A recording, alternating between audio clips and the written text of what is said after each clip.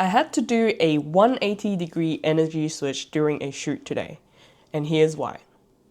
So today I had a shoot for a market, and basically the goal overall is to film all the different vendors in that market and tell their story. And today the goal is to film 2 of those vendors. And the reason why I had to do a big switch on my energy between these 2 vendors is the fact that they have 2 very different personalities. And so the first vendor was super extroverted, and I was just having a great time, honestly. I was just having fun, and we're just doing like some crazy stuff. Whereas the other vendor, it was more serious, and they were more kind of maybe a bit cautious and a bit more shy and introverted and a bit less open to the project, or maybe they just haven't really warmed up to the idea yet. And that is why it is important to switch up your energy and kind of match them on the same level. Because I think what I've learned from interviewing people like over the past years is the fact that communication skills is key, is the single most important thing that you need to know as someone that is interviewing another person. Because if you don't learn to read the room, or you don't kind of understand what they are feeling, then it's really, really hard for you to get kind of the right information out of them, or help them say what they're actually thinking and help them express their story in the best way possible, and therefore help them with their business. And I think the biggest thing to help with that is actually to learn to read the room, to learn what they're saying with their body language, what they're saying with their tone and their expression. It's sometimes they might say one thing when they actually mean another thing. And also, if you feel like they are, giving signs that they might be uncomfortable, then it might be time for you to peel back and kind of get straight to the point, and maybe pivot in a sense to another thing so that they feel a bit less intimidated. Because at the end of the day, it is very understandable for people to be scared, or to be really nervous when they are talking in front of the camera, and a stranger is asking them random questions that they might not understand why it's even being asked in the first place. And so that's why the skill of communication is really important as a interviewer. Because if you don't learn to understand them in a deeper level and understand what they're feeling at that moment, and therefore pivot accordingly, then your job is gonna be really hard. Like, for example, if today I didn't match the energy of the more extroverted vendors and kind of join in and have fun with them and be more casual, then they might feel like, oh, okay, I might have to tone down. I might be like being too much. Then you won't get the kind of golden moments, the golden nuggets that is gonna really make the video stand out, and it's gonna really kind of show their personality as they are as a person. Whereas if I didn't match the energy of the second vendor, who is more serious, a bit more toned down, and more straight to the point, then they might think that, oh, this person is like a little too giddy, and I don't like the vibe, and they're just trying to get something out of me kind of vibe. So yeah, I think that's why knowing how to communicate and knowing how to match energies is super important. And I think the second thing that helps with these kind of scenario is to get as much background research on the person you're interviewing, the client, or whoever it is, as possible. Like, get information on their business, their personal background if you can, and just any information you can have beforehand. Because a lot of this kind of interviewing thing is about asking the right questions and also at the right time.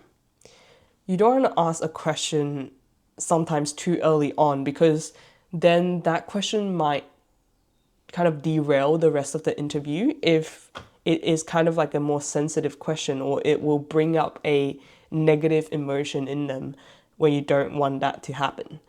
And so it is a lot about context and understanding maybe who they are as a person, where they stand, and what their relationship with some things or place is. And that will really help you when you're doing the interview to kind of pivot and think on the fly of what is the right thing to say at this moment and what might not be the right thing to say, and how to guide the interview so that it is going to end up in the best way, with the best outcome possible for both you and the interviewee. And that being said, I think it is a dangerous idea in a sense, because if you do too much research and you have too much preconceived idea of that person, then it's also not a good thing, because I think ultimately the point of an interview is to really understand the person you're interviewing on a deeper level, beyond the surface level of whatever information that is out there. And in order to do that, you have to be open-minded. Like you have to kind of scrap all the preconceived notion you have about the person and just really actively listen to what they have to say.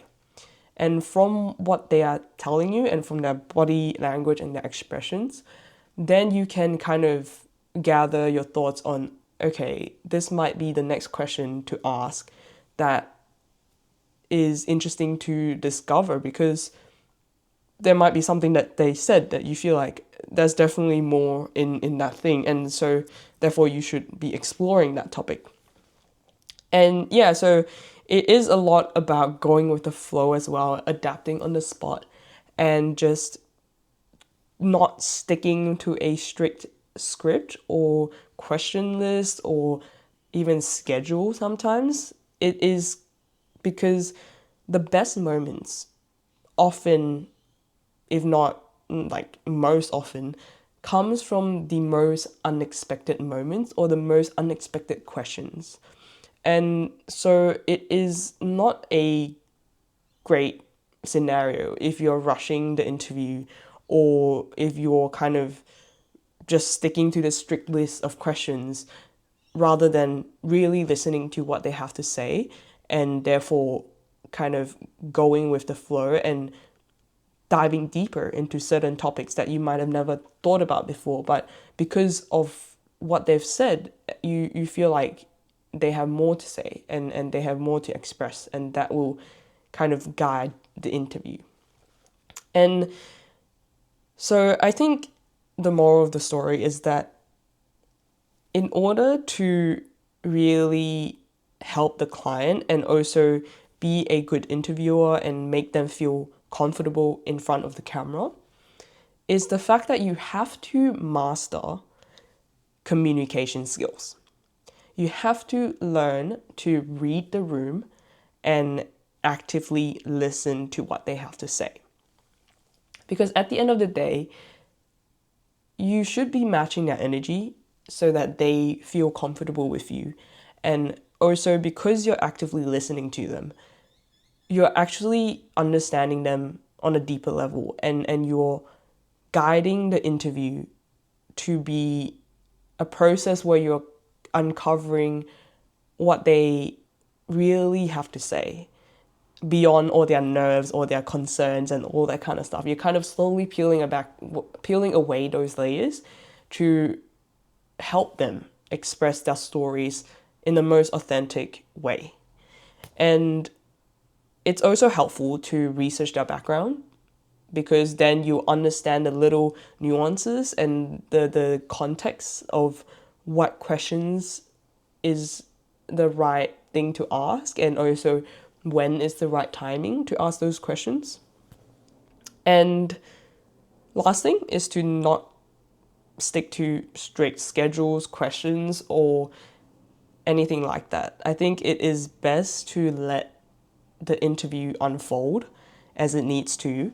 And because you're actively listening and you are really locked in on the conversation, then it will be a very natural process where the interview will go where it needs to go, and therefore you are just kind of guiding it in your best ability. And yeah, that's day 17 of me talking to the camera. Bye.